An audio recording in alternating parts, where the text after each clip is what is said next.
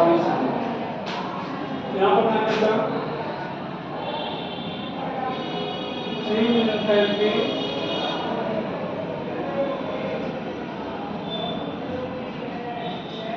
when one mole of compound is formed from its constituent element.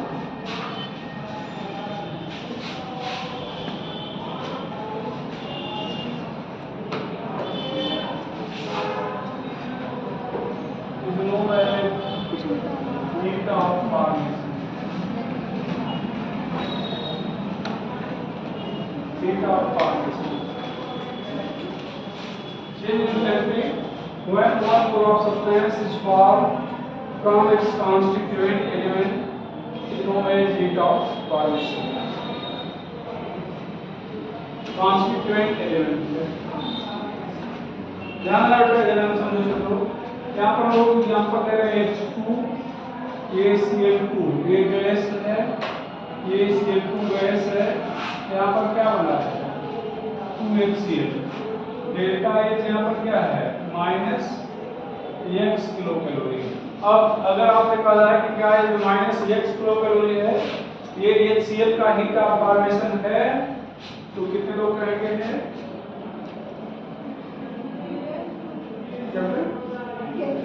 H2 gas Cl2 gas 2HCl equal to delta H equal to -x kilo calorie. क्या ये heat of formation है HCl का? क्यों नहीं है?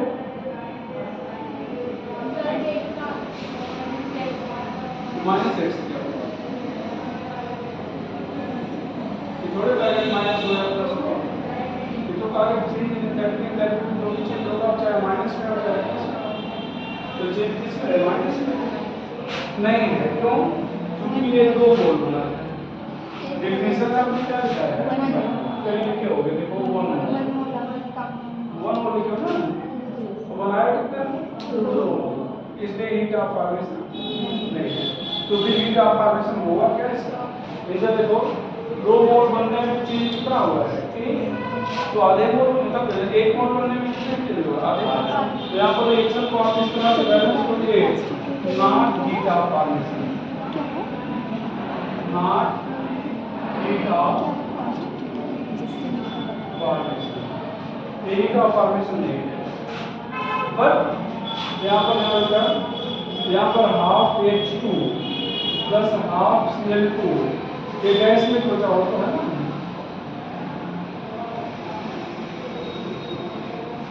यहाँ पर ये Cl गैस, यहाँ पर डेल्टा H क्या रहेगा -x/2 किलो कैलोरी। तो ये हीट ऑफ फॉर्मेशन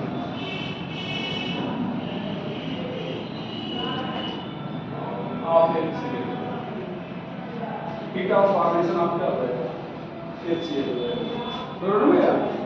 तो यहाँ पर ध्यान दो, अगर आपसे कोई कहे कि ये क्या -x kilo calorie heat of formation है, आप कहेंगे नहीं है।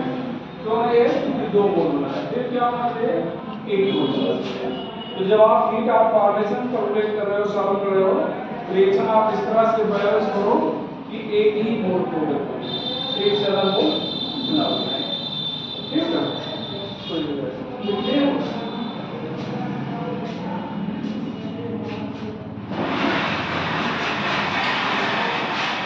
ये इधर आओ इधर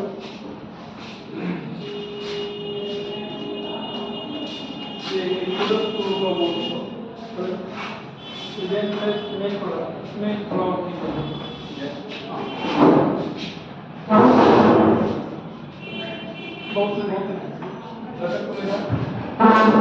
बहुत किलोमीटर देंगे जाएगा थोड़ा सा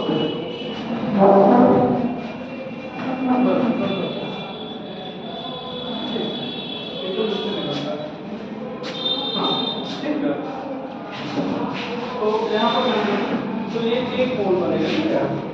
अच्छा, अब यहाँ पर नोट करके यहाँ पर ध्यान दो, डेल्टा HCl, यहाँ पर डेल्टा HP, मतलब HP माइनस क्या हो जाएगा, ये चार्ज। तो आपको फॉर्मेशन में कैलकुलेट करना है, तो यहाँ पर क्या हो जाएगा, प्रोडक्ट माइनस रिएक्टेंट, मतलब प्रोडक्ट के पहले माइनस क्या हो जाएगा, रिएक्टेंट के पहले। कोई प्रॉब्लम नहीं है, नोट करके लीजिएगा, नोट करके।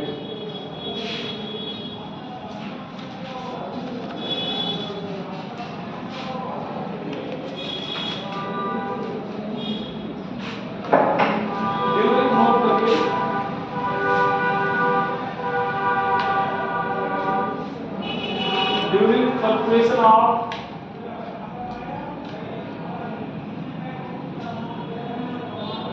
heat of formation,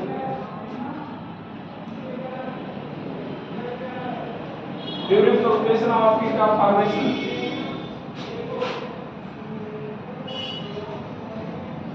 one more product should be formed.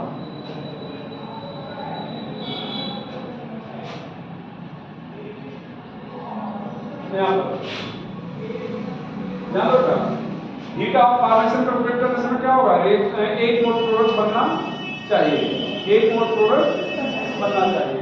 अच्छा, जो ये constituent element should be taken, मतलब ये जो हाइड्रोजन, जैसे यहाँ पर HCl का एलिमेंट क्या है, H और क्या है Cl, तो HCl मतलब H2 लो और क्या लो Cl2 लो, मतलब एलिमेंटल फॉर्म में होना चाहिए।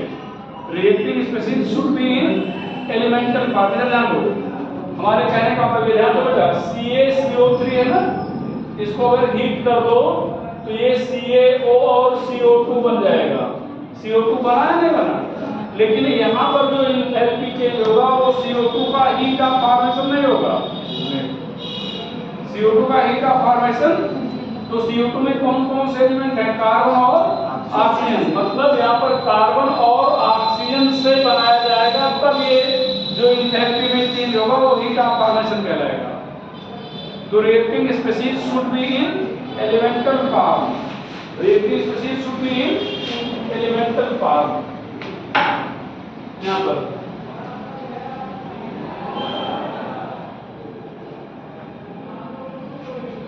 Should be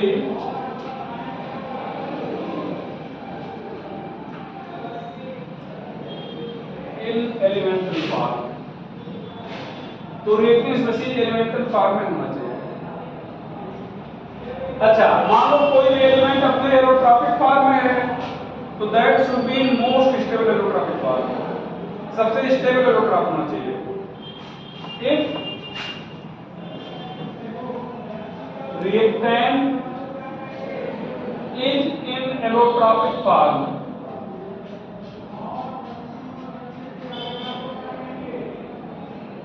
then it's most stable,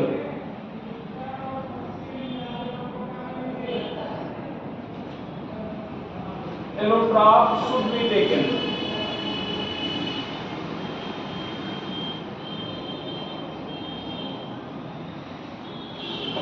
अगर ध्यान रखना, कोई भी रिएक्टेंट अपने एलोट्रॉपिक फॉर्म में है तो उसका सबसे स्टेबल एलोट्रॉप लिया जाना चाहिए। यहाँ पर ध्यान दो, ध्यान दो, यहाँ पर कार्बन ग्रेफाइट क्या है, कार्बन ग्रेफाइट, यहाँ पर हाइड्रोजन गैस, ये CH4 हो गया, हो गया। तो यहाँ पर कार्बन डायमंड, ये 2H2 गैस, यहाँ पर CH4 गैस। अब बताओ, मीथेन के फॉर्मेशन को दोनों रिएक्शन डिपेंड कर रहे हैं या कोई एक, क्योंकि दोनों तो सबसे स्टेबल है नहीं, दोनों तो सबसे स्टेबल है नहीं। यहाँ पर सबसे स्टेबल कौन है, ये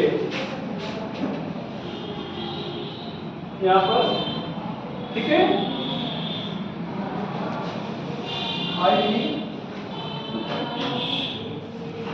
formation of methane is represented by equation first। तो अगर आपसे कहा है कि ध्यान दो, अगर आपसे कहा है अगर आपसे कहा जाए कि मीथेन के फॉर्मेशन को कौन सा रिएक्शन उधर उधर सॉल्व कर देंगे, तो कौन सा रिएक्शन रिप्रेजेंट कर रहा है, तो आप कहेंगे पहला रिप्रेजेंट कर रहा है, दूसरा रिप्रेजेंट नहीं कर रहा है। क्यों भैया? यहाँ पर ग्रेफाइट स्टेबल है और डायमंड स्टेबल नहीं है, तो सबसे स्टेबल एलोट्रॉप लिया जाना चाहिए। इसी तरह से यहाँ पर सल्फर रोम्बिक और क्या बेटा यहाँ पर O2, ये क्या जाएगा, ये SO2 गैस। यहाँ पर सल्फर मोनोक्लिनिक, अब रोमिक और मोनोक्लिनिक में कौन ज्यादा स्टेबल है,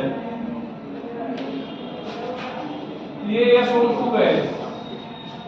अब यहाँ पर कहा जाए कि कौन हीट ऑफ मतलब कौन SO2 के फॉर्मेशन को रिप्रेजेंट कर रहा है, दोनों या कोई एक, तो आप क्या बताएंगे, कोई एक। कौन? पहला। क्यों?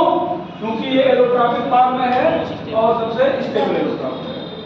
तो ध्यान रखिएगा जब आप हीट ऑफ फॉर्मेशन पर ट्रेड कर रहे हो, तो यहाँ पर 2-3 पॉइंट हमने लिखा है कि जो प्रोडक्ट है वो 1 मोल बनना चाहिए, एक से ज्यादा मोल नहीं बनना चाहिए। अगर एक से ज्यादा मोल बनाया हो तो जो भी एंथैल्पी चेंज हो रहा है, मान लो 5 मोल बन रहा है, तो एंथैल्पी चेंज कितने का हुआ, मान लो x का, तो 5 मोल में x का हुआ तो 1 मोल में कितने का होगा, x/5। जितने बने हैं वो उसको आप 5 मतलब उतने से डिवाइड कर देंगे, तो रिएक्शन इस तरह से बैलेंस करेंगे, एक ही मोल बने। दूसरा, reactive species should be in elemental form होना चाहिए, मतलब एलिमेंट के रूप में होना चाहिए। अभी जैसे आपको बताए थे CO2 का बनना, ठीक है, तो आप क्या करेंगे, CO2 कैल्शियम कार्बोनेट को डिसोसिएट करके प्राप्त कर सकते हैं, लेकिन नहीं माना जाएगा, ठीक है। इसी तरह से अगर मान लो एलोट्रॉपिक फॉर्म में है भैया, तो सबसे स्टेबल एलोट्रॉप लिया जाना चाहिए, जैसे यहाँ पर represent formation of CO2, formation of CO2 मिटा दो। तो ये चीज एक लाइन आपको और इसके बाद दिखाने चल रहे हैं। एक ध्यान दो, इसको हम क्वेश्चन में नहीं करा रहे, इसको क्वेश्चन में कराया जा सकता था, लेकिन हम थ्योरी में दिखाते हैं, ठीक है, कि कौन रिप्रेजेंट करेगा, तो ये तो मिटा दिया गया ऊपर वाला, यहाँ पर कौन रिप्रेजेंट करेगा, ठीक है। अब एक पॉइंट जो हम आपको लिखाने चल रहे हैं, नोट करके ध्यान रखिएगा, ये इसका यूज हम सबसे ज्यादा ऑर्गेनिक केमिस्ट्री पढ़ाते समय करेंगे। और क्या पॉइंट बोलने चल रहे हैं कि जिस सब्सटेंस का हीट ऑफ फॉर्मेशन जितना ज्यादा नेगेटिव होगा, नेगेटिव है तो वैल्यू कम, उसकी स्टेबिलिटी उतना ज्यादा होगी, उसकी स्टेबिलिटी उतना क्या होगी, ज्यादा होगी। तो लिखिएगा more the negative value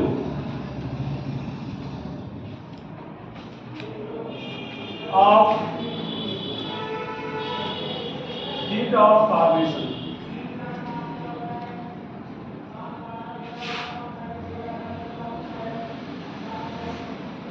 more will be stability of species or product। थोड़ा सा सुनने में कंफ्यूजन होगा, हमने मोर वर्ड से शुरू किया, मोर मतलब अधिक, लेकिन साथ में क्या लगा है, नेगेटिव, तो अधिक नेगेटिव होने का मतलब वैल्यू कम, ठीक है। तो हम लोग यहाँ पर कह सकते हैं आई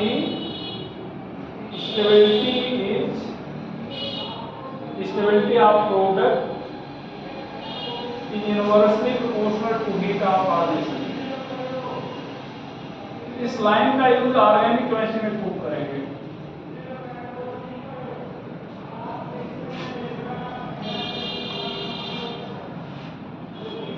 अच्छा, तो प्रोडक्ट को ज्यादा स्टेबल होगा, लेकिन रिएक्टेंट क्या होगा, कम stable.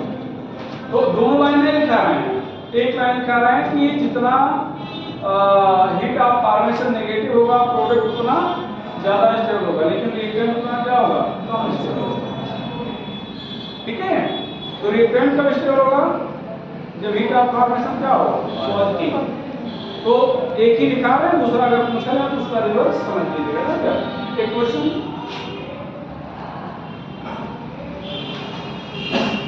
Product of which reaction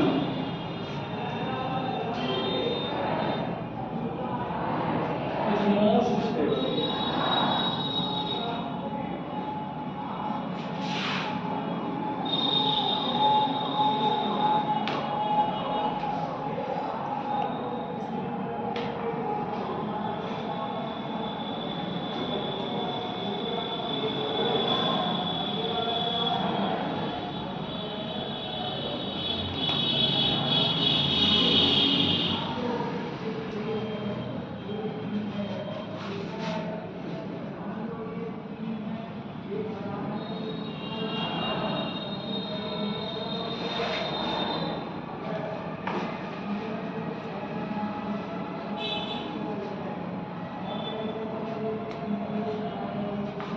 क्या कहना चाहोगे, किसका मोस्ट स्टेबल है, सी।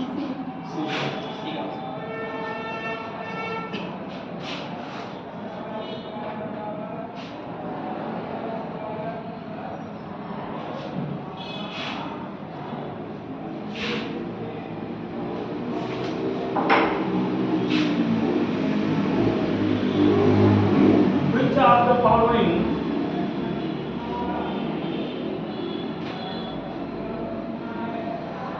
represent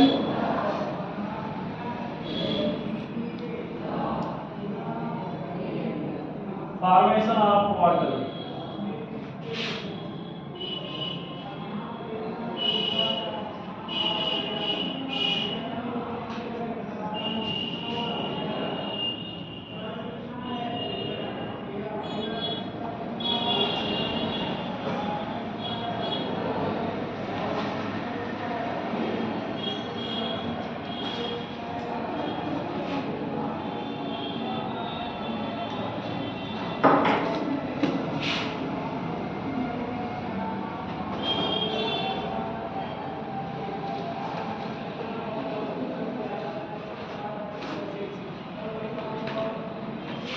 D.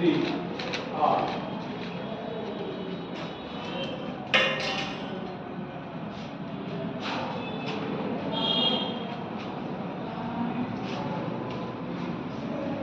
कौन सा रिएक्शन वाटर के फॉर्मेशन को भी कर रहा है, क्या बोल रहे हैं, जल्दी बोलो। सेकंड, कौन सा कर रहा है, सेकंड। पहला कौन है, ये आयन के फॉर्म में है, किस फॉर्म में है, आयन। अच्छा, आयन के फॉर्म में है, तो ये फिर H प्लस मतलब एसिड, OH माइनस बेस, मतलब ये किसको रिप्रेजेंट कर रहा है, न्यूट्रलाइजेशन को। किसको रिप्रेजेंट कर रहा है, न्यूट्रलाइजेशन। ये दूसरा जो न्यूट्रलाइजेशन ये metallic oxide base acid, base और एसिड के रिप्रेजेंट को एसिड और एसिड, ये भी न्यूट्रलाइजेशन है। ठीक है, तो ध्यान रखिएगा, मतलब जब कोई भी पूछा जाए कि कौन इसमें फॉर्मेशन को रिप्रेजेंट कर रहा है, तो एलिमेंट के स्टेट में होना चाहिए। ठीक है, और एलिमेंट भी है तो सबसे स्टेबल एरोट्रॉप होना चाहिए, अगर एरोट्रॉप है तो सबसे स्टेबल एरोट्रॉप होना चाहिए। ठीक है, ठीक है, चलो तो ये हो गया, इसको बता दे रहे हैं हम। हीट ऑफ फॉर्मेशन भी पढ़ लेते हैं, न्यूट्रलाइजेशन सॉरी कंबशन पढ़ लेते हैं, फिर दोनों की क्वेश्चन एक साथ कराएंगे। ठीक है, चलो लिख लीजिए, heat of combustion.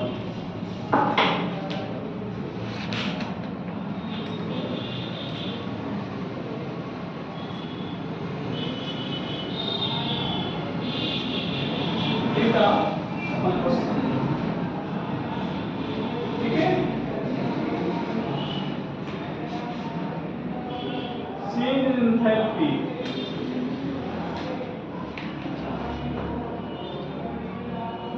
when one more substance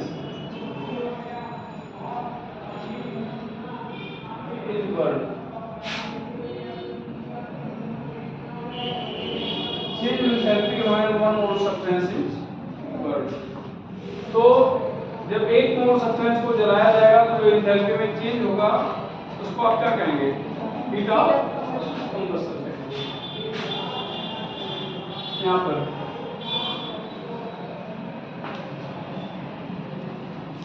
P2 H2O2,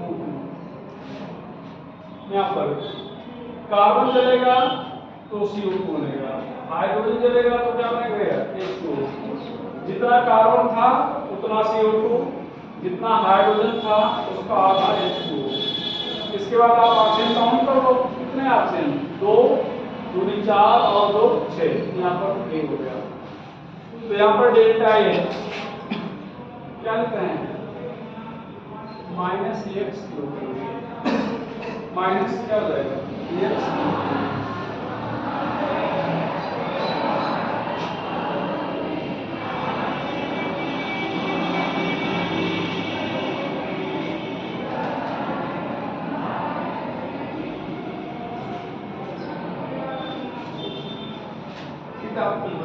product minus देखते हैं। अभी हीट ऑफ फॉर्मेशन में वे लिखा था, लेकिन हीट ऑफ फॉर्मेशन में लेकिन ध्यान रखिएगा, अरे चेंज करा देंगे इसको। जब हम लोग हीट ऑफ फॉर्मेशन कैलकुलेट करेंगे और कंबस्शन से अगर कैलकुलेट कर रहे हैं तो फिर देखते हैं माइनस प्रोडक्ट करेंगे, अभी लिखवाएगा क्वेश्चन भी कराएंगे तो ठीक है। तो यहाँ पर ये हो जाएगा। अच्छा, अब ध्यान रखना बेटा, ये जो कंबस्शन है हमेशा एक्सोथर्मिक है, ऑलवेज एक्सोथर्मिक, ठीक है। तो यहाँ पर इट इज ऑलवेज एक्सोथर्मिक,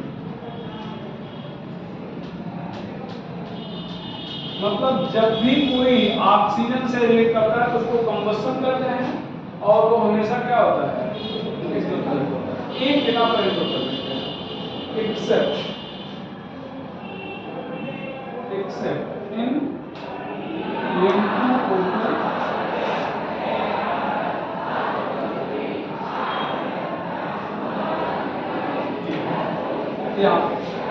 किसी एक को छोड़ दिया जाए तो बाकी सभी क्या होगा? लेकिन नाइट्रोजन का कंबस्शन क्या होता है? एंडोथर्मिक। क्यों ऐसा होता है? जब भी कोई चीज जुड़ता है तो जलता है तो एनर्जी निकलती है, यहाँ पर क्यों नहीं निकलती है? तो ध्यान रखना बेटा, वास्तव में हुआ क्या है कि नाइट्रोजन और नाइट्रोजन के बीच में क्या है? 3 बॉन्ड है। ऑक्सीजन और ऑक्सीजन के बीच में कितना बॉन्ड है? 2। तो ये पहले टूटा, ये टूटे, तब ये N और O जुड़ेंगे, तो N और O जुड़ेंगे तो एनर्जी तो निकलेगी, यहाँ पर भी एनर्जी निकलेगी, लेकिन तोड़ने के लिए आप ज्यादा दोगे। ट्रिपल बॉन्ड है ना, तो ट्रिपल बॉन्ड की बॉन्ड स्ट्रेंथ क्या होती है? बहुत ज्यादा होती है। तो बहुत ज्यादा होती है इसका मतलब यहाँ पर इसको तोड़ने के लिए आपको एनर्जी बहुत ज्यादा देना है, यहाँ पर भी एनर्जी ज्यादा ही देना है। तो जब इन दोनों बहुत ज्यादा एनर्जी देके तोड़े हो तो टूट जाएंगे, लेकिन फिर आपस में जुड़ेंगे, जितना दिए तो फिर आपको मिलेगा नहीं। तो आपने दिया ज्यादा, मिला आपको कम, तो सिस्टम फायदे में आप नुकसान में हो, सिस्टम फायदे में आप क्या हो। तो इट आप और एक्सेप्ट मतलब ये इक्वेशन। अच्छा, मीटर इन बॉम्ब कैलोरीमीटर है,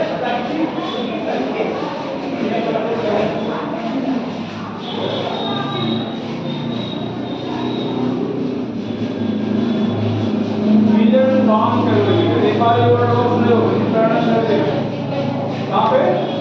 इंटरनल एनर्जी। बॉम्ब कैलोरीमीटर में इंटरनल एनर्जी मीटर करता है बेटा। अच्छा, on combustion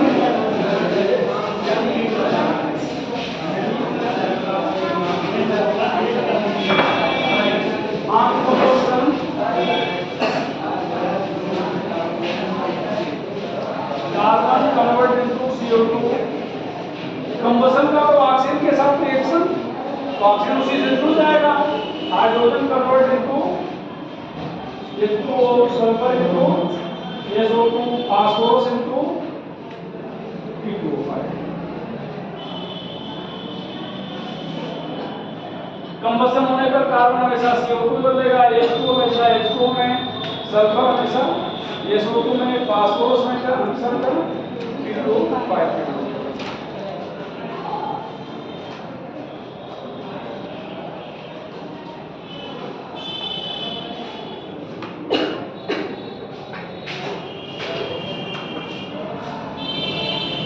heat of combustion is used to determine calorific value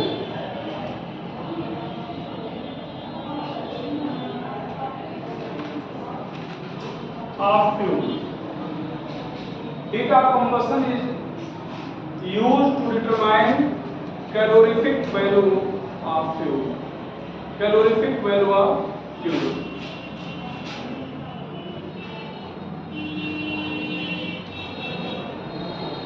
More the negative value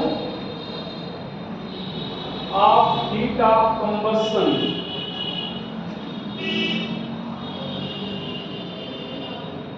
per gram, more will be calorific value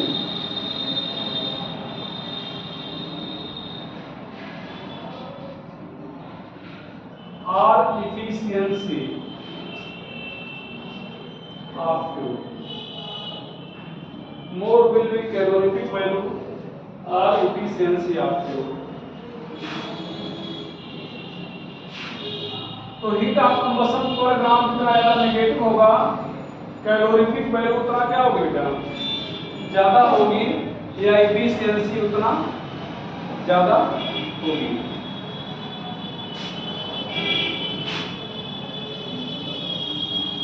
question है which fuel has या which fuel is most efficient,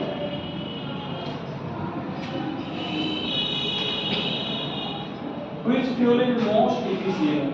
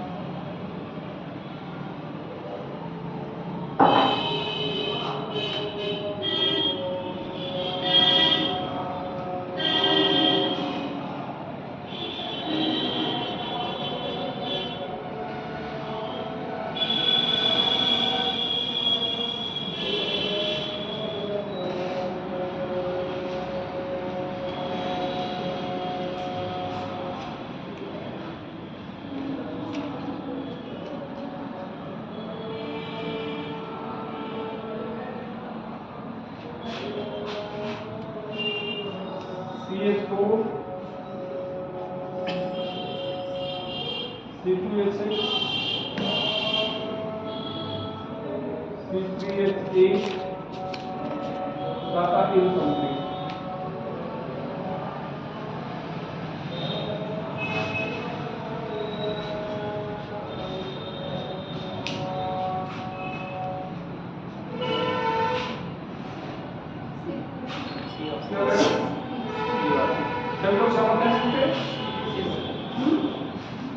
हमें लगता है ए, हमें लगता है ए। क्यों? यहाँ पर कितना वेटिंग जलाए हो, मॉलिक्यूलर मास कितना है 16 ग्राम, कितना जलाया हो 30 ग्राम, यहाँ पर कितना जलाया हो कितना होगा 12 तो 1 ग्राम से कितना भैया -890/60 -560/30 -220/40 सब करके कौन होगा? अच्छा, आप लोगों ने क्या किया आप लोगों ने इस वैल्यू को देखा और दिखाया क्या गया? पर ग्राम दिखाया गया। क्या दिखाया गया? पर ग्राम। जैसे आप कहीं पर कोई चीज खरीदने जाते हो तो दुकानदार से कहते हो हमें 1 मोल चीनी दे दो, किलो मांगते हो ना, 1 किलो 2 किलो आधा किलो 10 ग्राम 20 ग्राम ऐसे मांगो, 1 मोल तो नहीं कहोगे। तो जब जिस यूनिट में परचेज कर रहे हो उसी यूनिट में नफा नुकसान देखोगे।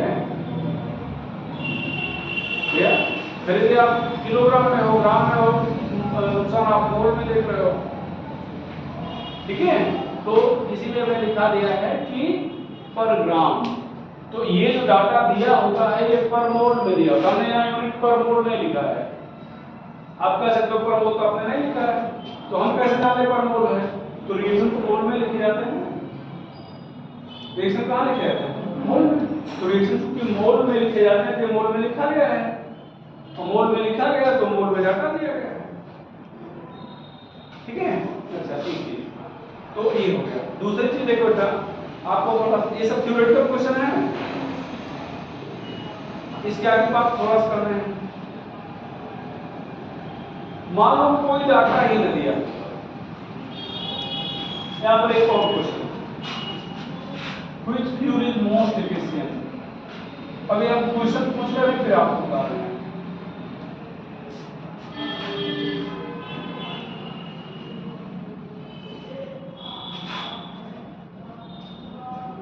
केरोसिन आ रहा है,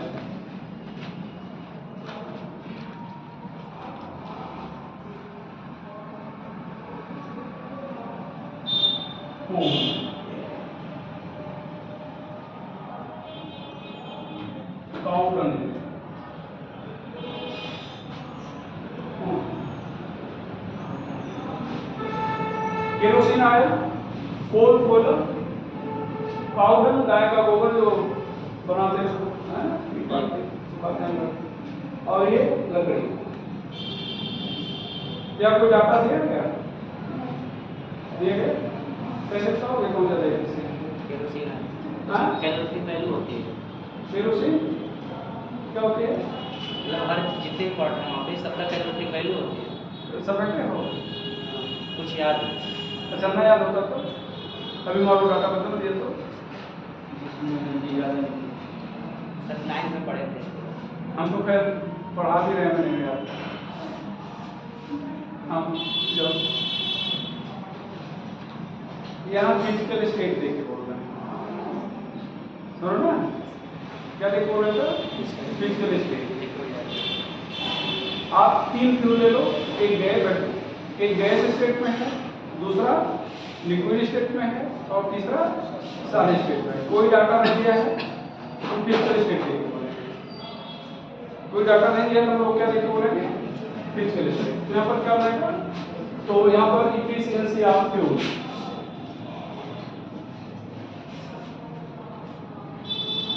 तो यहाँ पर भैया गैस, लिक्विड और क्या जाएगा? सॉलिड। तो अगर फ्यूल की इफिशिएंसी देखना है तो वो किस ग्राउंड पे बोलेंगे? उसकी फिजिकल स्टेट पर। तो जो गैसियस फ्यूल आप जलाते हो, एलपीजी आप जलाओ, केरोसिन ले लो, 1 किलोग्राम सब ले लो, 1 किलोग्राम एलपीजी ले लो, 1 किलोग्राम केरोसिन ले लो, 1 किलोग्राम लकड़ी ले लो, देखो किसकी इफिशिएंसी ज्यादा होगी। ठीक है, तो यहाँ पर हम लोग क्या देख रहे हैं? Physical state. यहाँ कोई डाटा नहीं दिया गया, मिटा देगा भैया। अब मिटाना है इसको। चलो कुछ क्वेश्चन और किया जाए। अब न्यूमेरिकल पे आते हैं।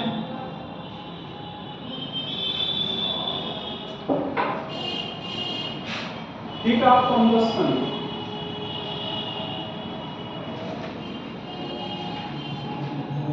Of carbon, hydrogen and ethylene are respectively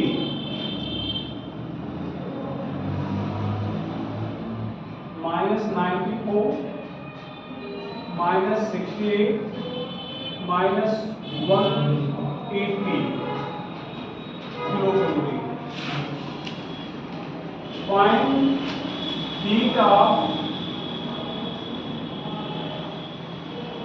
formation of C2H4। ध्यान बेटा, थोड़ा सा ये क्वेश्चन बहुत आसान है, बहुत आसान है, और इस टाइप के क्वेश्चन पूछे हो जाते हैं, परेशानी होती है आपको। ये क्वेश्चन पूछने का तरीका दो तीन है, जो एक तरीका आपके बोर्ड पे दिख रहा है, एक तरीका आपके बोर्ड पे दिख रहा है। यहाँ पर ध्यान देना, क्या कह रहा है कि heat of combustion of carbon, hydrogen and ethylene are इतना, फाइंड हीट ऑफ फॉर्मेशन। क्या दिया? कंबस्शन दिया ना, और पूछ क्या रहा है? कुछ करना नहीं। ध्यान देना, यहाँ पर करना क्या है कि आपको एथिलीन फॉर्म करना है ना, तो आप कितने कार्बन चाहिए आपको? दो। कितने हाइड्रोजन चाहिए? दो। यहाँ पर C2H4। आप बोर्ड लेवल की स्कूल, मतलब स्कूल लेवल की एग्जाम पूछते नहीं जा रहे हो, आपको अपना आंसर निकालना है, थोड़े कैसे निकालेगा। तो यहाँ पर आप क्या करोगे, मतलब फिर से सुनो, अगर कंबस्शन दिया है और फॉर्मेशन निकालना है तो आप R-P करोगे। अभी तक क्या पढ़ाते आए हैं? P-। क्या पढ़ाते आए हैं? P-। आप R-P करोगे, आंसर आ जाएगा। तो यहाँ पर ध्यान दो, यहाँ पर हम क्या लिखें? Delta H equal to HF। क्या लिखा बेटा? HR-HP। अभी नोट करके आप कॉपी में एकदम ऊपर लिख लेना। क्या लिखोगे कि अगर हमें हीट ऑफ फॉर्मेशन कंबस्शन से निकालना है तो PR- क्या करेंगे? ये लिखना नहीं पड़ता, इसके लिए परेशान पड़ेगा, ठीक है। तो यहाँ पर ध्यान में बेटा, ध्यान दो। अब यहाँ पर रिएक्टेंट में कितने कार्बन हैं? दो, तो 2HC। अब आप ये नहीं कहोगे, तो पढ़ाया गया था कि कार्बन एलिमेंट है तो एंथैल्पी 0 आएंगे। हाँ 0 आएंगे, लेकिन यहाँ कंबस्शन करने पर एंथैल्पी थोड़े 0 है, वो तो रिएक्शन काट दिए हैं, समझ रहे हो? यहाँ पर 2HH2 माइनस क्या करो? HC2H4 कितना हो गया? कार्बन का कितना है? -94 इंटू 2। यहाँ पर प्लस कितना बेटा? -68 इंटू 2। यहाँ पर -180। तो अब सॉल्व करके बताओ, ये -188 हो गया, और कितना बढ़िया 140 का -136 मान लीजिए +180। तो यहाँ से +180, यहाँ 88 कैसे हो गया? 1 बचा, माइनस में 80 इसमें जोड़ दो, तो माइनस कितना आ गया? 144। आंसर आ गया ना? आंसर आ गया क्या? अच्छा, अब ध्यान देना, अब जैसे ये सॉल्व करने का तरीका क्या है? अच्छा, यही क्वेश्चन ऐसे बोल सकता था, ऐसे बोल सकता था, देखो ऐसे कह सकता था, फ्रॉम गिवन रिएक्शन, क्या कहता? From given reaction find heat of formation of ethylene. तो यहाँ पर दिया क्या है? दिया है ये कार्बन का कंबस्शन, ये कंबस्शन को आप रिएक्ट करना ना, तो ये ध्यान दो, ये डेल्टा H कितना रहेगा? -94। H2 का कंबस्शन कितना भैया? -68। और C2H4 का combustion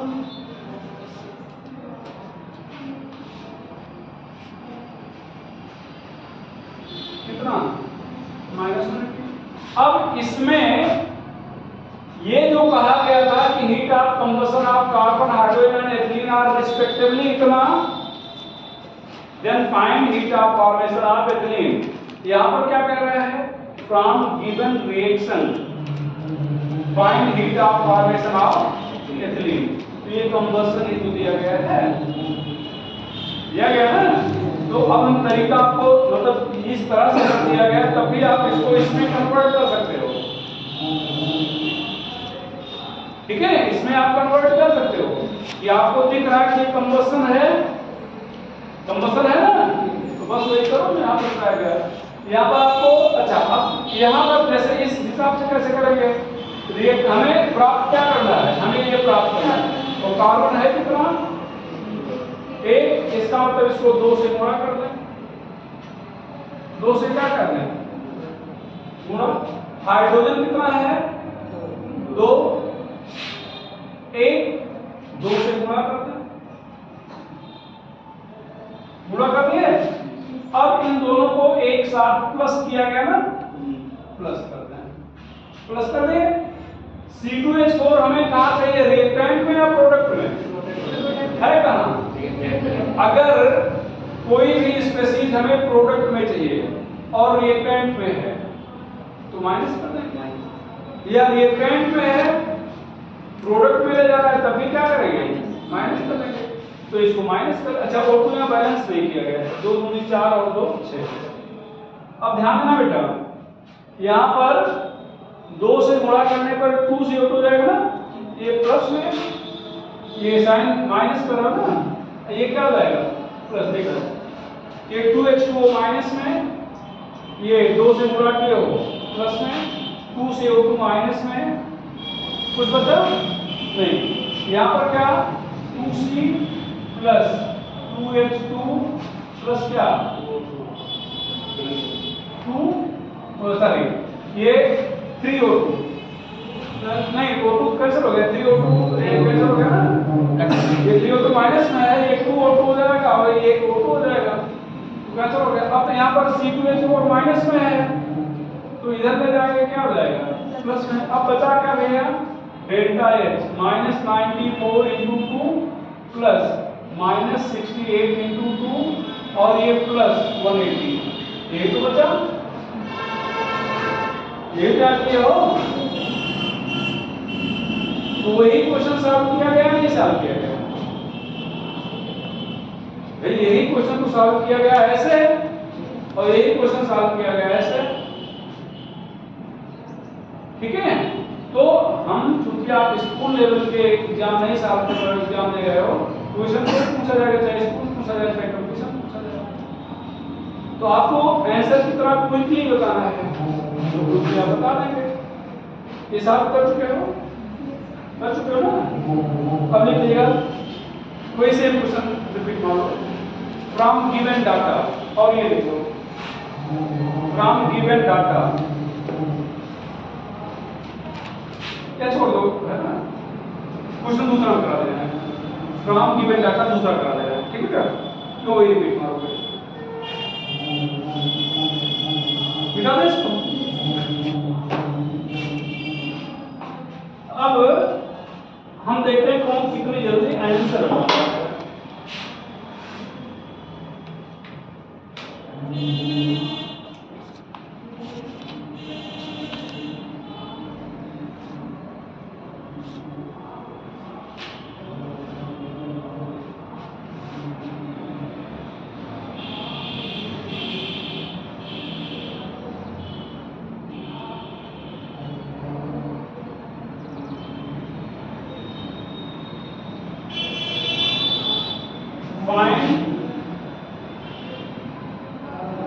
Heat of formation of CH2.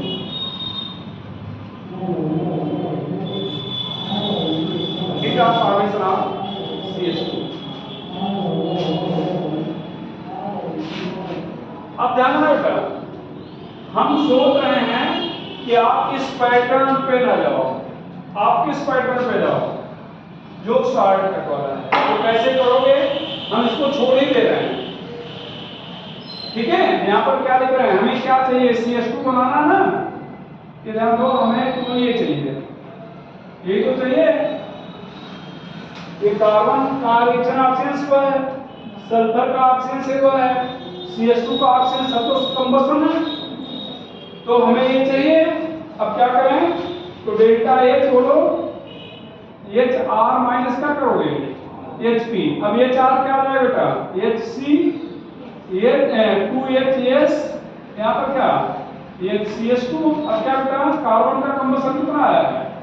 94 plus sulphur का माइनस 150 इंटू 2, यहाँ पर रहेगा माइनस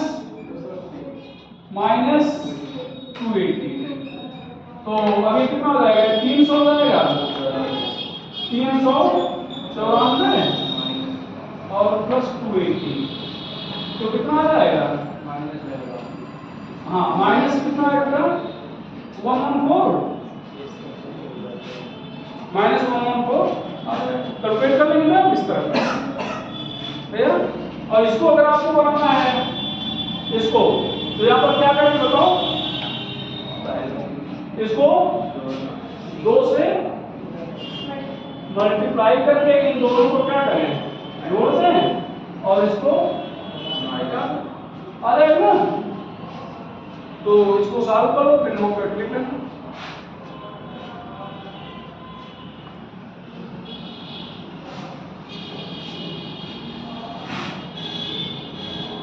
इसको दोनों तरीके से सॉल्व कर लेना है ना, इससे भी सॉल्व कर लेना और इससे भी, जिससे ये लगे कि हाँ हमने दोनों तरीका सीखा है।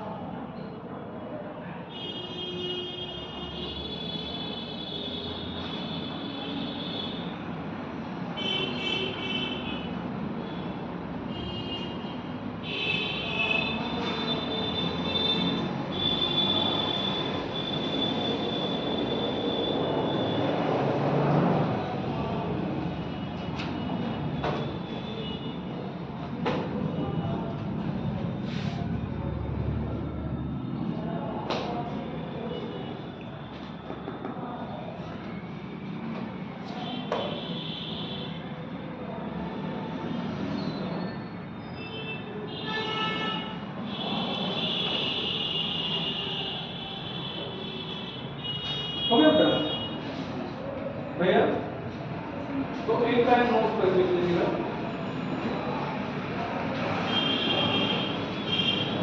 बोले सुलटा के लिखिएगा,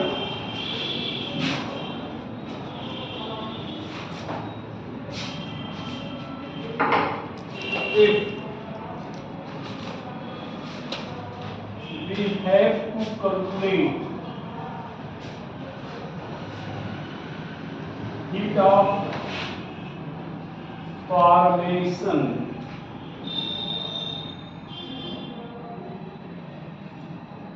from heat of combustion,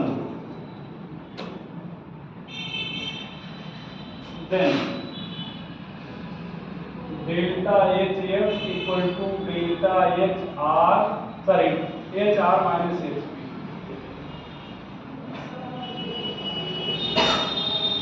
अगर कंबस्शन दिया है वो फॉर्मेशन निकालना है,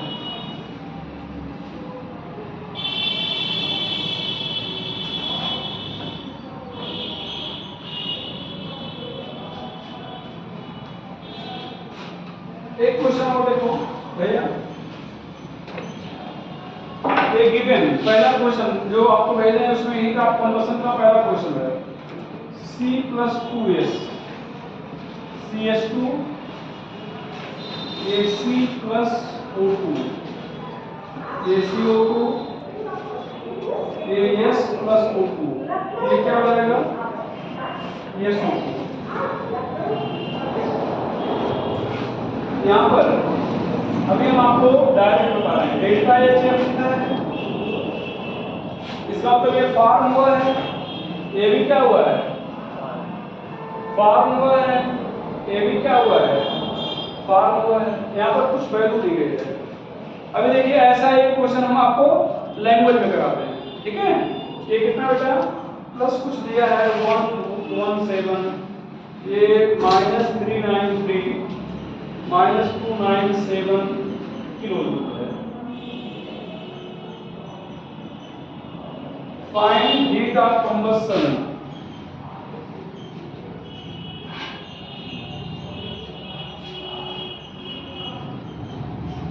ऑफ CS2।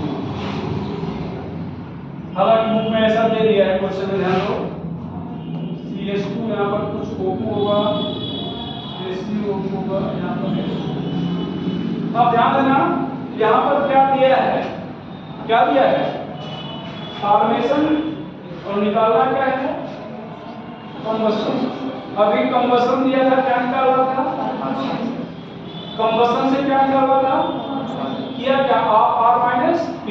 अब फॉर्मेशन से क्या निकाल रहा है, कंबस्शन, तो क्या करोगे, P माइनस R। तो यहाँ पर ध्यान दो, यहाँ पर आप सीधे लिखेंगे delta H C equal to H P minus HR। Product में इधर है ना, प्रोडक्ट में CS2 कितना है, नहीं CO2 कितना है, 1, तो वैल्यू कितना है, माइनस, या यहाँ पर लिख लेते हैं HCO2 प्लस कितना बेटा, 2HCSO2 माइनस हो बेटा HCS2 प्लस 3HO2। अब ये वैल्यू कितना है भैया, -393। यहाँ पर कितना है, ये +117 इंटू 2, ये CS2 कितना भैया,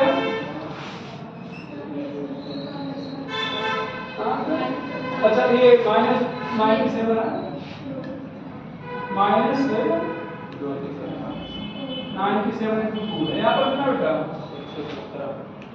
100, और तो कुछ है नहीं, ये वाट ऑक्सीजन का कितना हो जाएगा, 0। तो ये -393 और ये 300 कितना हो जाएगा, 300 ना, नहीं 300 है, 3 दूनी 600, 600 से घटा तो 500 कितना, 500 प्लस 100 प्लस और माइनस हो जाएगा ना, -170 ये रहेगा सब।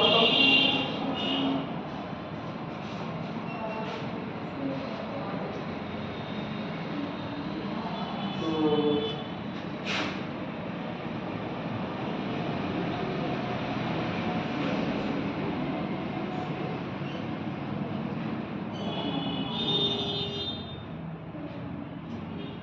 1104 हो रहा है क्या, जी सर, कितना, 1104 -1104।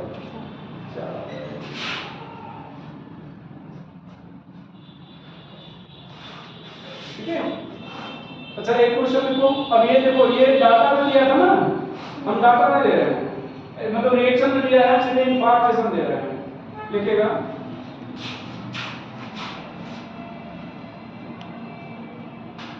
हीट ऑफ फॉर्मेशन ऑफ बेटा CO2 H2O and ethyl alcohol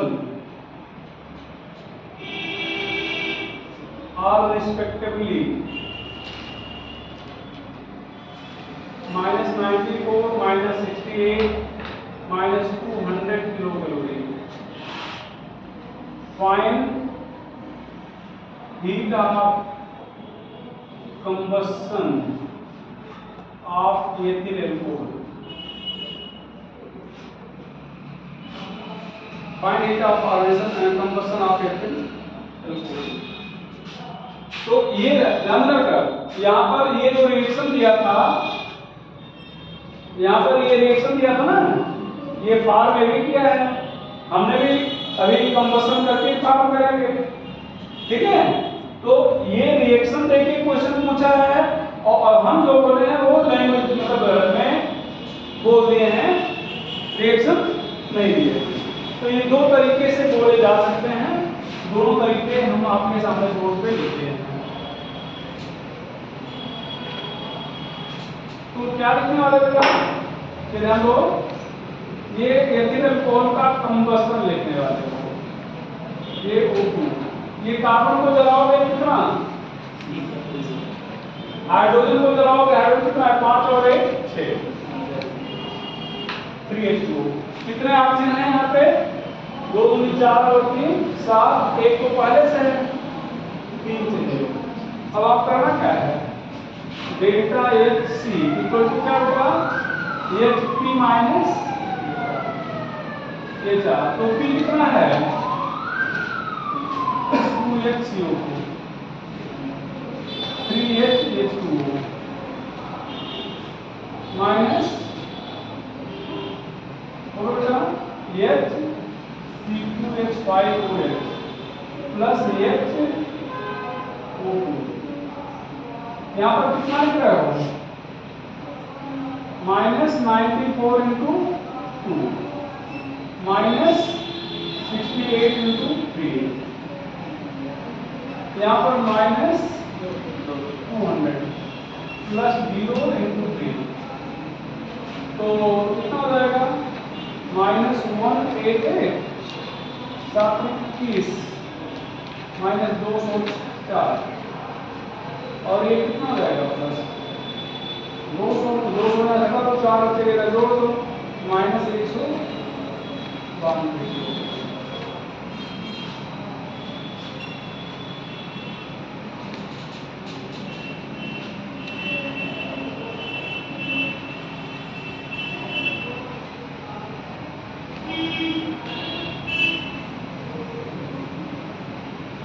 ऐसे क्वेश्चन और दिए गए हैं, ठीक है।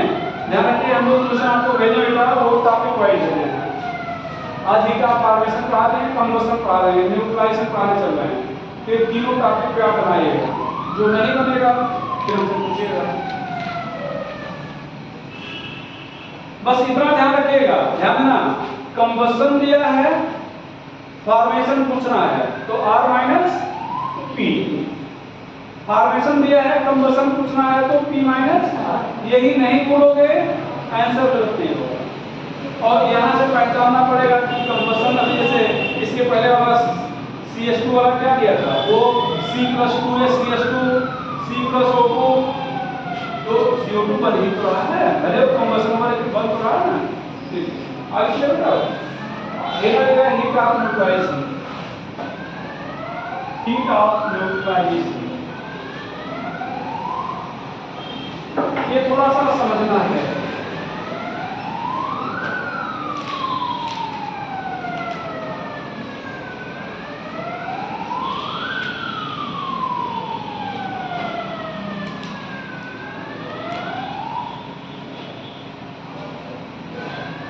enthalpy, when 1 gram equivalent of acid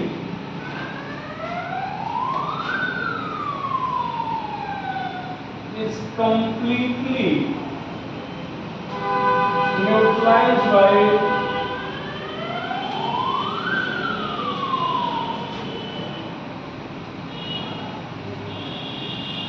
1 gram equivalent base.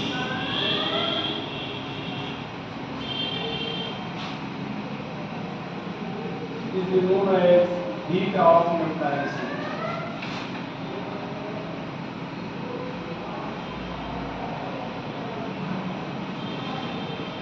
एक ग्राम इक्विवेलेंट एसिड और 1 gram equivalent base complete weight करें। If both are strong,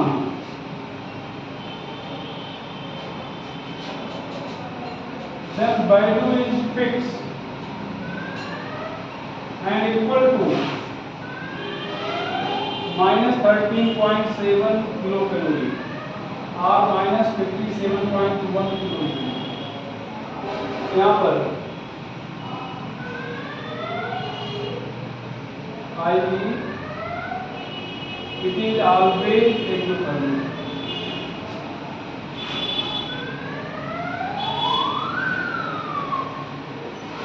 it is always exothermic.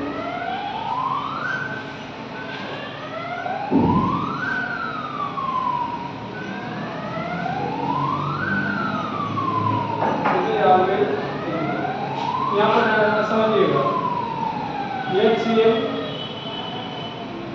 NaOH NaCl H2O delta H minus 13.7 kilo calorie. थोड़ा सा solution वाला topic नहीं पढ़ाया आपको, इसके बाद सॉल्यूशन वाला टॉपिक नहीं है, ठीक है। और वहाँ पर कंसंट्रेशन टर्म भी छोड़ दिए थे क्योंकि सॉल्यूशन में पढ़ाना था, इसलिए छोड़ दिए। मोल पढ़ा है, हाँ मोल में पढ़ा है, मोल पढ़ाया गया लेकिन नॉर्मलिटी मोलरिटी छोड़ दिए थे, ठीक है। तो नॉर्मलिटी मोलरिटी मान के छोड़ दिए थे, सॉल्यूशन फिर पढ़ाना पड़ेगा, तो इसलिए यहीं पे पढ़ा देंगे। आज हम थोड़ा सा नॉर्मलिटी की जरूरत कर लेंगे, ठीक है। अभी देखो यहाँ पर क्या बोलता है, इधर देखो नॉर्मलिटी में हम लोग इक्विवेलेंट मास लेते हैं, मोलरिटी में क्या लेते हैं, मोल क्या लेते हैं, मोल। और यहाँ पर इक्विवेलेंट मास होता है molecular mass divide by n. N factor है, वैलेंसी फैक्टर बोलते हैं या एन फैक्टर बोलते हैं। तो अगर अब ये एन जैसे एसिड है तो बेसिसिटी माना जाएगा, क्या माना जाएगा, बेसिसिटी। बेसिसिटी का मतलब कितने एच निकलेंगे, बेस है तो एसिडिटी माना जाएगा, कितने OH निकलेंगे। तो अगर n की वैल्यू 1 मान लिया जाए तो इक्विवेलेंट इक्वल टू क्या हो जाएगा, मॉलिक्यूलर मास। इक्विवेलेंट हम लोग नॉर्मलिटी के लिए यूज करते हैं, मॉलिक्यूलर मास हम लोग किसके लिए यूज करते हैं, मोलरिटी के लिए, ठीक है। तो इसका मतलब अगर ये n फैक्टर मतलब 1 मान लिया जाए तो जो इक्विवेलेंट है वही मॉलिक्यूलर मास हो जाएगा, तो मॉलिक्यूलर मास से भी क्या हो जाएगा, इक्विवेलेंट। तो यहाँ पर ये एक मॉलिक्यूलर मास इसका यूज किया गया ना भाई, एक मोल है जिसका मतलब एक मॉलिक्यूलर मास है। तो चाहे आप कह सकते हो इसका एक मॉलिक्यूलर मास लिया गया है या इसका एक इक्विवेलेंट लिया गया है। इसके बाद हम लोग ये चैप्टर खत्म हो जाएगा दो लेक्चर में, तो काफी डिटेल में सारी चीजों चर्चा करेंगे। तो यहाँ पर कैसे पता चला, यहाँ पर इक्विवेलेंट एक होगा क्योंकि ये एक है, एक ही निकलेगा। यहाँ OH एक है, एक ही निकलेगा। इसका मतलब हम लोग यहाँ पर एक इक्विवेलेंट की बात कर रहे हैं। तो यहाँ पर जो डेल्टा H में चेंज हुआ है कितना हुआ है, माइनस, ठीक है। अच्छा अब ध्यान देना बेटा, ऐसे समझो यहाँ पर H2SO4 है, यहाँ पर क्या है NaOH, यहाँ पर क्या दे रहा बेटा NaHSO4, यहाँ पर H2O, यहाँ पर डेल्टा H। क्या लिखा जाए, क्या लिखें, -13.7। अच्छा अब एक दिमाग में आपके प्रश्न आना चाहिए, पता नहीं आ रहा है या नहीं आ रहा है। यहाँ पर H तो 2 है, H कितने हैं, 2, तो इसका मतलब इसका 2 इक्विवेलेंट है और इसका कितना इक्विवेलेंट है, 1। तो जब इक्विवेलेंट समान नहीं होंगे, जब इक्विवेलेंट समान, तो जो मिनिमम में होगा वो लिया जाएगा। ये रूल है, आपको लिखाएंगे कि किसी भी सब्सटेंस का, भले आप जान रहे हो या नहीं जान रहे हो, तो एसिड और बेस तो जान रहे हो, कोई भी सब्सटेंस ABCD कुछ भी ले लो, अगर वे आपस में रिएक्ट कर रहे हैं तो सब्सटेंस A का 1 ही ग्राम इक्विवेलेंट सब्सटेंस B के 1 ही ग्राम इक्विवेलेंट से क्या करेगा, मतलब दोनों के 1 ग्राम इक्विवेलेंट ही रिएक्ट करेंगे।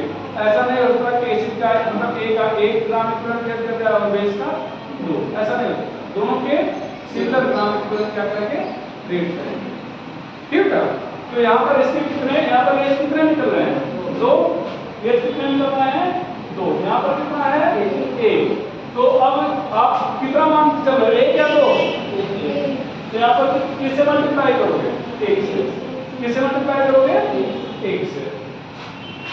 अच्छा मान लो यहाँ पर H3A है, आप H3A कौन सा एसिड है मालूम नहीं, मालूम है?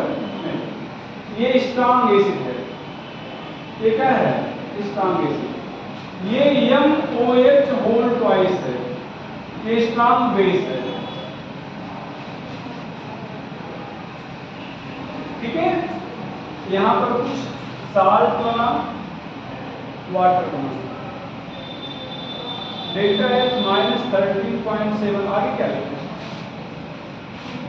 यहाँ पर M कितना है?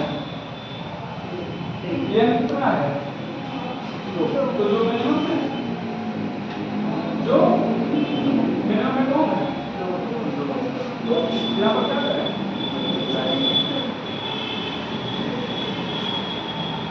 अब तो इसमें डाउट है वो, बस ये देख लेना कि n फैक्टर क्या है, n फैक्टर क्या है, जो मिनिमम में होगा उसी को ले लेंगे। मान लो दोनों यहाँ पर दो होते तो 2 से मल्टीप्लाई कर देते हैं। क्या करते हैं? 2 से मल्टीप्लाई करते हैं। अब यहाँ पर डाउट नहीं होना चाहिए, ठीक है? बस आपको करना क्या है? H देखना है और क्या देखना है? OH। ठीक है, यहाँ पर बताओ।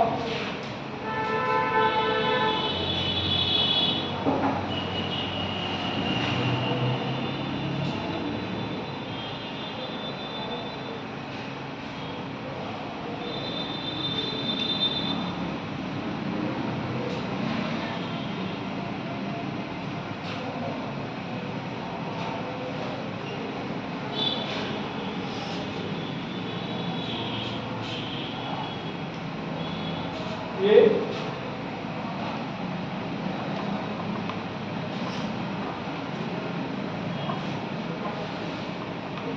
Delta H -13.7 kilo. हो गया?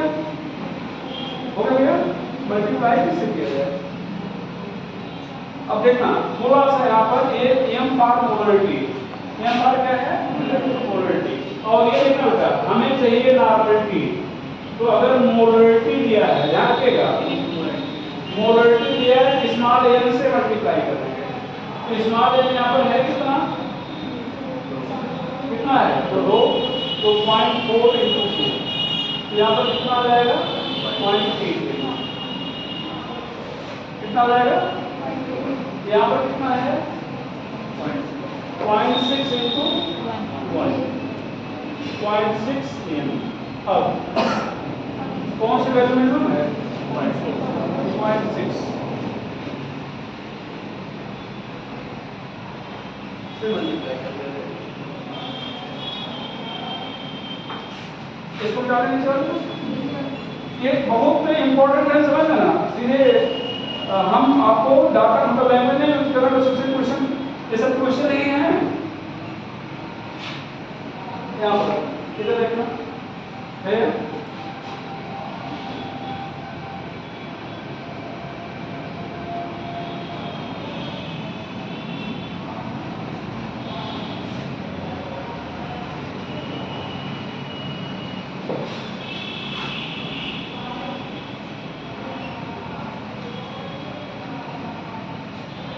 डेल्टा H कितना बेटा?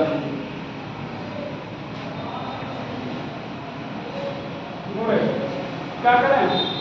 नॉर्मलिटी सीधे दिया गया ना, नॉर्मलिटी दिया गया है, यहाँ पर आपने नॉर्मलिटी निकाला था, तो यहाँ पर नॉर्मलिटी दिया गया, तो फिर हम ही आपको आसान कर दिया है। तो अब कैसे मल्टीप्लाई करें? हाँ, क्या बताओ, बताओ कुछ कर रहे हो? तो किससे मल्टीप्लाई करें? पॉइंट। कोई डाउट तो नहीं ना? तो 3 टाइप के क्वेश्चन होता है, एक में ना तो नॉर्मलिटी इंडिकेट की, ना तो फिर हम कैसे पता किए? ये चाहो OH लेके, ये चाहो OH लेके, H को n मान लिए स्मॉल n, OH को भी मान लिए स्मॉल n। और ध्यान देना, जैसे यहाँ पर अभी ऊपर आपने इसे 0.4 से मल्टीप्लाई किया ना भैया, देखो था यहाँ पर 0.4 से आपने क्या किया? मल्टीप्लाई।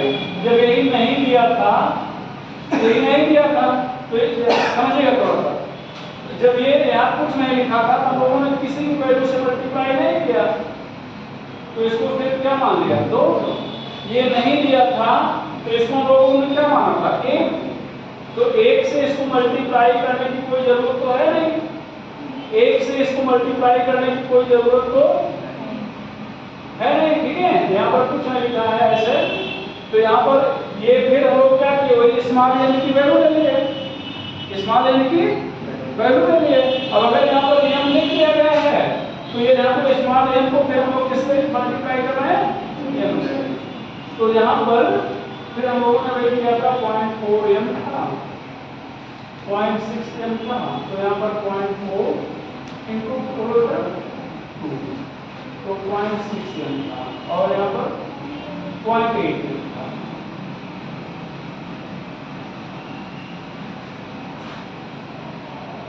तो ध्यान देना इधर दोनों समझिए फिर से समझो। कुल मिला के हमें क्या चाहिए? नॉर्मलिटी चाहिए। क्या चाहिए?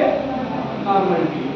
अब ये नॉर्मलिटी जैसे सबसे लास्ट वाले क्वेश्चन में नॉर्मलिटी सीधे दिया गया था, दिया गया ना। तो जो मिनिमम में नॉर्मलिटी हमने उससे क्या किया? मल्टीप्लाई कर दिया। अब नॉर्मलिटी नहीं दिया गया है तो मोलरिटी दिया हो सकता है, ये तो हो सकता है। तो मोलरिटी को नॉर्मलिटी में बदलने के कैसे? एम से मल्टीप्लाई करके, एम से। जैसे आपने यहाँ पे किया, मोलरिटी को नॉर्मलिटी में बदल दिया है। नॉर्मलिटी मोलरिटी कुछ नहीं दिया है, आपको चाहिए क्या? नॉर्मलिटी। तो मोलरिटी जब नहीं दिया गया है तो इसका मतलब मोलरिटी 1 मान लिया जाएगा। मोलरिटी जैसे देख क्या अभी पीछे वाले क्वेश्चन में हम लोग बस सीधे एम लिख दिया करते थे ना, बस ये कहते थे कि एम देख हो गया, ये तो करते थे। तो इसका मतलब वहां पर मोलरिटी लोग क्या मान लिए थे? वहां मान लिए थे। तो ये जो स्मॉल एम था फिर क्या हो गया? नॉर्मलिटी हो गया। बात क्लियर हुई? फिर से सुनो। सबसे आसान पद होगा जब नॉर्मलिटी दिया होगा तो जो दिया होगा कम उसी से मल्टीप्लाई कर देंगे। अगर मोलरिटी दिया गया होगा तो स्मॉल एन से क्या करेंगे? मल्टीप्लाई कर देंगे। और मोलरिटी नहीं दिया गया है जैसे पीछे वाले कुछ क्वेश्चन में, तो हम लोग उसको चाहे 1 मान लें और चाहे ये कह दो कि फिर हम स्मॉल एन से अपना नाम चला दें। क्लियर हो गया? चलो एक आध क्वेश्चन और कर लिया जाए। बता दो क्या?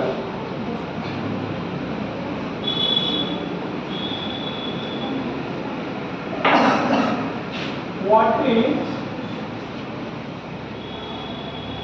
heat of reaction of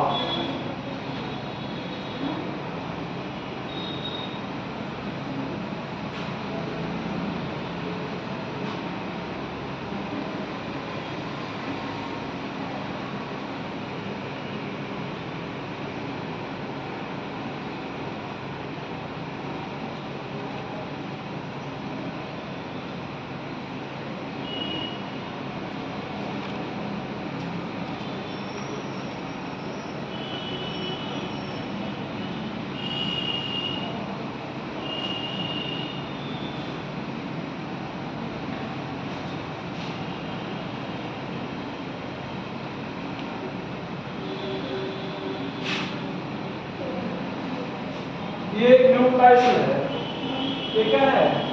neutralisation. तो आप कोई भी एसिड बेस का रिएक्शन पढ़ा देखो वहां पर ये प्लस और OH हमेशा मतलब हम वाटर हमेशा मतलब था। तो वहां पर ये हीट ऑफ न्यूट्रलाइजेशन है और वैल्यू क्या बताया जाएगा इसकी? 30.7 किलो। क्या बताया गया? 30.7। अच्छा ये दो डाटा कहां दिए गए? ये वाटर का हीट ऑफ फॉर्मेशन है, लिक्विड स्टेट में और एक कहां पे है? पेपर स्टेट में। ठीक है? आगे चलें, आगे चल रहा है। एक और दिमाग में है, हाँ देखिए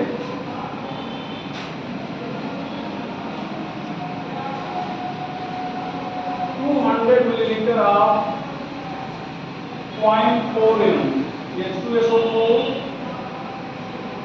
and 400 milliliter of 0.6 m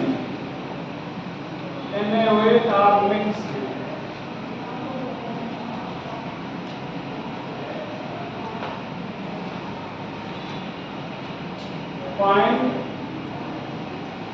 enthalpy change of reaction.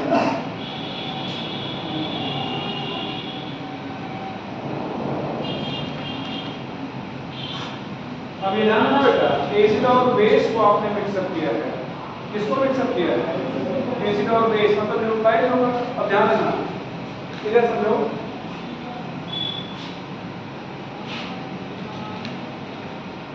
ये ध्यान देना, इधर मोलरिटी दिया है ना, क्या दिया है? मोलरिटी। तो अभी अभी आपने लिखा था normality equal to m multiplied by molarity. तो इसका मतलब अगर इस मोलरिटी को m से मल्टीप्लाई कर दें तो मोलरिटी हो जाएगा, और मोलर नॉर्मलिटी इनटू वॉल्यूम होता है मिलीग्राम इक्विवेलेंट। क्या होता है बेटा? Milligram equivalent. ठीक है। तो अब यहाँ पर लोग क्या करें, तो इसका मतलब n की जगह पे तो लोग लिख सकते हैं नहीं, तो n into m into v equal to क्या हो जाएगा? Milligram equivalent. अब इसको अगर 1000 से डिवाइड कर दें, अच्छा ये v किसमें है? मिलीलीटर में। वॉल्यूम किसमें है? अगर यही वॉल्यूम लीटर में होता तब ग्राम इक्विवेलेंट हो जाता, लीटर में तो क्या होता? तो अब यहाँ पर कितना है? यहाँ पर लिख रहा है, ध्यान n into m into v upon 1000। ये क्या है? Gram equivalent, NGE, number of gram equivalent. तो अब यहाँ पर ध्यान रखना, NGE ऑफ एसिड। अब बताओ कितना है? स्मॉल n कितना है इसके लिए? 2। मोलरिटी कितना है? वॉल्यूम कितना है? 1000 से डिवाइड करना है। तो 1000 से डिवाइड करने पर ये तो कैंसिल हो गया, यहाँ पर 0.2 आ गया, तो 2 इंटू 0.4 इंटू 2 तो कितना आ जाएगा? 1.6। कितना आ गया? Number of gram equivalent of acid कितना आ गया? 1.8। सही है ना? ठीक है। और NGE ऑफ बेस बोलो बेटा,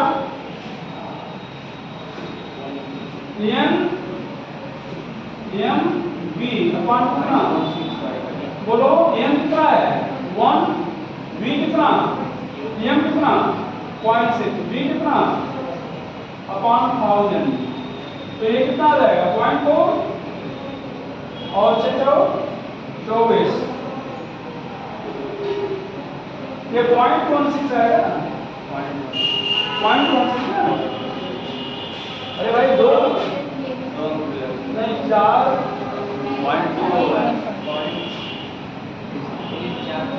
ये सही है? 2 दूनी 4, 4 चौक 16 होगा। 1.2 सही है। ये यहाँ पर क्या आएगा? यहाँ पर हमें क्या लग रहा है? 0.24। यहाँ 0.24 आएगा ना? ऐसे पूरा भाग गया है, मांगो में ना आए। जीरो कैंसल, एक क्या 0.4 इससे परिवर्तन है 6 चौक 24 हम 6। तो अब यहाँ पर डेल्टा H कितना हो जाएगा? डेल्टा H -13.7 इंटू कितना? ये समझ रहे हो? ये लास्ट वाला है कि नहीं? लास्ट वाला है, कितने लोग नहीं समझे? एक ग्राम इक्विवेलेंट कितना होता है? 7 होता है ना? 1 ग्राम इक्विवेलेंट कितना होता है? नहीं होता है। और यहाँ पर इतना ग्राम इक्विवेलेंट इतने ग्राम इक्विवेलेंट से रेट कर रहा है, इसका मतलब ये क्या है? मिनिमम है। तो 1 ग्राम के लिए अगर इतना रिलीज होता है तो इतने के लिए कितना चीज होगा? मल्टीप्लाई करना पड़ेगा। कोई रिएक्शन नहीं है, डाटा देके बोल रहे हैं। अब सुना है? तो ध्यान रखो, कैसे देखो इसको लोग किस मतलब ये मिलीग्राम इक्विवेलेंट में एसिड को मतलब ग्राम इक्विवेलेंट में, तो ग्राम इक्विवेलेंट को एसिड मतलब एसिड को ग्राम इक्विवेलेंट में निकालिए, बेस को ग्राम इक्विवेलेंट में निकालिए। इस फार्मूले से ये फार्मूला आपको फिर से लगाएंगे, नॉर्मलिटी मोलरिटी पाएंगे, हम डिटेल बहुत सारे क्वेश्चन कराएंगे। ठीक है। अब ये देखा जा रहा है किसमें कौन सी वैल्यू 1.1 सकता है। लेकिन यहाँ पर बेटा 0.16 आएगा। ये अभी 10 वाला, ये 10 वाली वैल्यू यहाँ छोड़ दी गई है, समझ रहे ना? ये 10 वाली वैल्यू यहाँ छोड़ दी गई, 10 में ध्यान दे रहे थे और यहाँ पर पूरा ध्यान दे रहे थे। तो यहाँ पर क्या आएगा 0.16 मिलीमीटर। तभी तो लगता है वहाँ वॉल्यूम भी क्या है, तभी यहाँ कैसे, ठीक है? अब समझ जाएगा। तो हीट ऑफ कंप्रेशन में बहुत सारे क्वेश्चन करा दिए हैं, आप लोग आगे करिएगा, नहीं डाउट होगा तो मुझे बताइएगा। तो आज हमने हीट ऑफ पढ़ा दिया, heat of formation, heat of neutralisation और हीट ऑफ कंबस्शन। अगर कहीं पे मतलब तीनों टॉपिक के हम क्वेश्चन भेज दिए हैं, करिएगा, कहीं तो डाउट मत करिएगा, ठीक है? ठीक है।